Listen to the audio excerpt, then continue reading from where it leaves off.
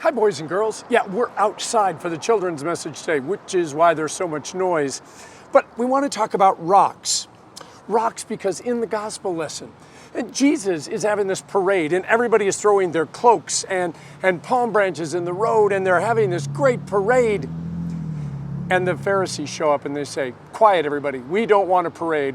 No more noise." And Jesus said, "Well, I can quiet the people, but to be bluntly honest, if they stop talking, the rocks will cry out." In 1975, I was in junior high school. I know it was forever ago.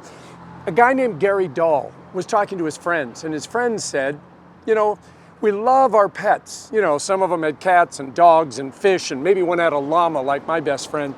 Anyway, they said, we have to feed them, and we have to walk them, and we have to give them water, and we have to take them to the doctor sometimes when they're sick, and we have to do all these things. And Gary said, "It's too bad that we all didn't have rocks as pets. You don't have to feed them. You don't have to give them water. Wherever you put them, they're right there when you go get them. You don't have to walk them." And he came up with the pet rock craze. Yeah, I know. People actually went to the store and bought rocks. And I mean, my yard was full, so I didn't have to go buy one. I could have as many pet rocks as I wanted.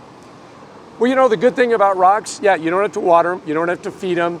You don't have to take them for walks. I mean, you can if you want. But here's the sad thing. A rock can't tell you anything. A rock can't be a friend. A rock can't comfort you. A rock can't do the things. And I'll be honest, I would be really sad if I couldn't tell you about Jesus and my rock did. I mean, that's what Jesus was saying today. He said, here's the thing. He says, this is such exciting news. This is so amazing that even if the people are quiet, the rocks are going to cry out.